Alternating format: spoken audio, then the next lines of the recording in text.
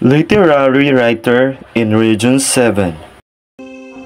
One of the literary writer in Region 7 is Marcelino M. Navarra. Marcelino M. Navarra. He was born on June 2, 1914. Died on March 28, 1984. He is from Cebu, Philippines. His hometown is Tuyum, Karkar, Cebu. His famous works are the following: Iyang Katara, Panimalus, Sulat nga Bruksan, Tawo sa Ilawom sa Sutana, Koloryana, Kaadlawon, Kanimo Prising, Mga Tapos na, Pagbuot sa Langit.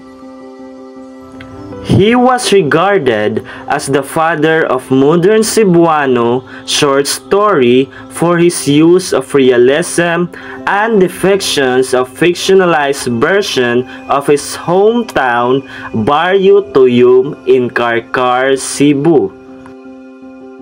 The Premio Filipina Award, Marcelino Navarra was awarded this prestigious honor for his contributions to the development of art and culture in Cebu.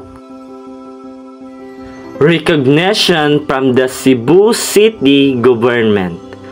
He was also acknowledged by local government entities for his role in promoting the arts within the region. Occupation: short story writer, poet, and editor. Language: Cebuano.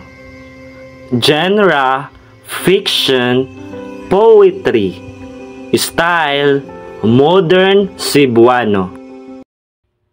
Biography: the career of Karkar native Marcelino Navarra, father of the modern Cebuano short story, covered 3 decades of active writing.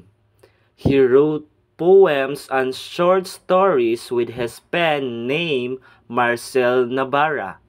He also worked with Bisaya, Republic News, and Bulak.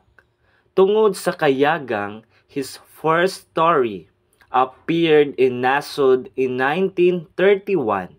His best-known story, Og Gianod Ko, is a prize winner of Visayas Literary Contest. Among his influence were O. Henry, Guy de Maupassant, Ernest Hemingway, and Anton Chekhov.